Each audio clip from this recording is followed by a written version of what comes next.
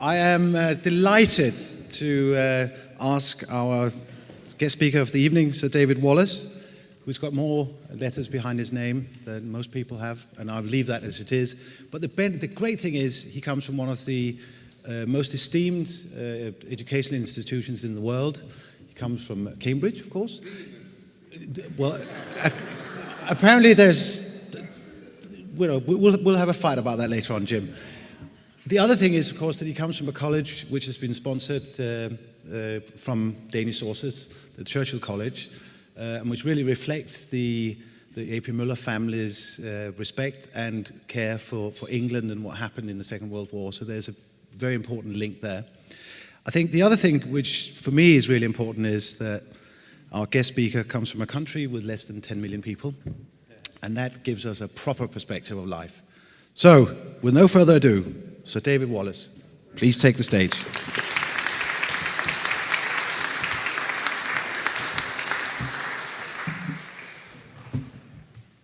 Pierre, thank you very much. Your Excellency, Chairman, ladies and gentlemen, Elizabeth and I are really honoured to be with you this evening. It's a privilege for us and it's a pleasure, at least for us, and whether it is for you in the next 20 minutes or so, time will tell. Now, on an occasion like this, I'm sure that a speaker should say something about business and something about the link between the UK and Denmark. And I have to say, Gunnar, I'm very poor material for that. So I was a non-executive director in a publishing company, Taylor & Francis PLC. I was on the board of Scottish Life. Nothing quite as sobering as being on the board of a Scottish pensions company. But apart from that, academic all my life. Started off in theoretical elementary particle physics. We're still, I'm now in Cambridge, which many of you might regard as rather an ivory tower. And even worse, I'm head of a college in Cambridge and presumably spend all my time academic scheming, even when I'm eating and drinking fine wine. So Gunnar, how did you get me in this position on this occasion? But first, I really want to reassure you that I'm not going to talk about theoretical physics tonight. I've had a wonderful discussion at this table, and everybody's had more than enough of it. So none of that tonight. And in fact, in Churchill College, as was hinted by Per, does have really rather strong links with Denmark, and I'm going to take advantage of that in a way I'll explain. Firstly, about the college, therefore. So it's one of the 31 colleges in the University of Cambridge, and it received its Royal Charter as an independent institution, but in the University of Cambridge 50 years ago exactly. So we are celebrating our 50th anniversary this year. It was founded as the National and Commonwealth Memorial to Sir Winston. And it was the first college, in fact, to be named after someone in their lifetime. So, and reflecting his admiration, Sir Winston's admiration for MIT, Massachusetts Institute of Technology, and his concern about the UK falling behind in the technological race, and this was particularly during the Cold War, of course. Its objects are to advance education, learning and research, particularly in the field of science and technology. And as he said, and this was his last but one speech that he ever made, this is when he was inaugurating the college that bears its name, our college.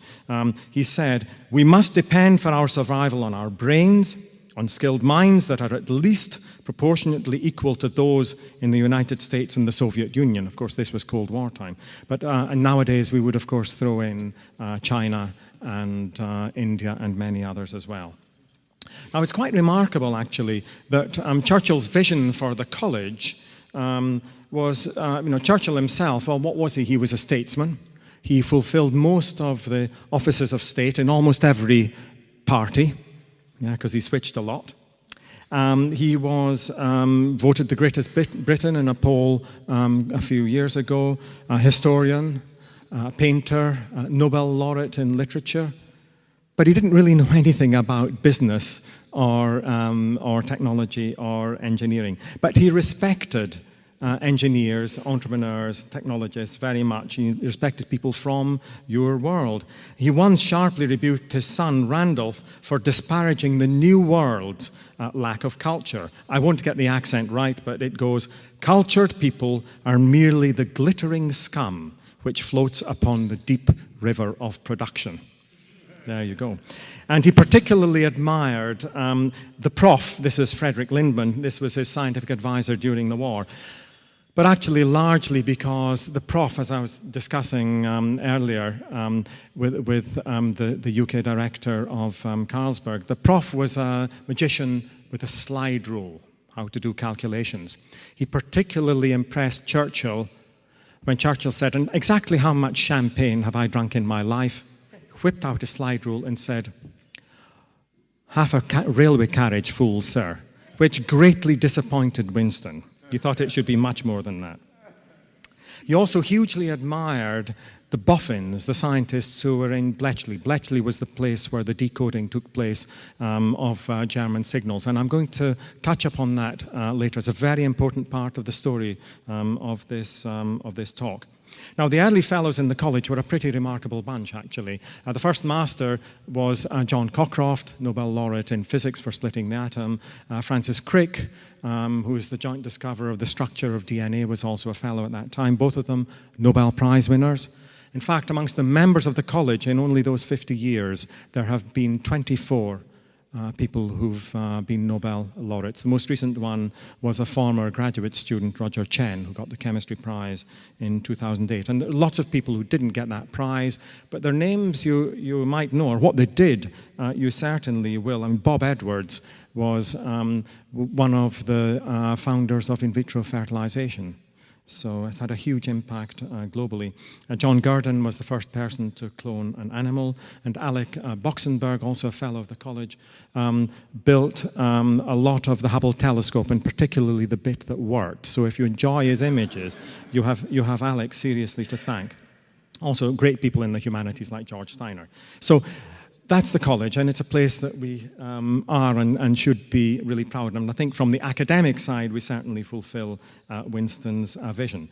What about the connections with Denmark? Yeah, I've got to bring that in somehow. Well, an obvious one, in fact, is the first of our connections with Carlsberg, because for many years we were the recipients and were made very, very welcome. More than 20 visitors from Denmark who were supported by the Carlsberg Foundation. And these were fantastic assets in the college in terms of strengthening the fellowship and the community that is the college. So we're very, very grateful to that. I learned another connection only earlier this evening, that I understand that Carlsberg's special brew was actually first made when Winston Churchill went to Denmark in 1950.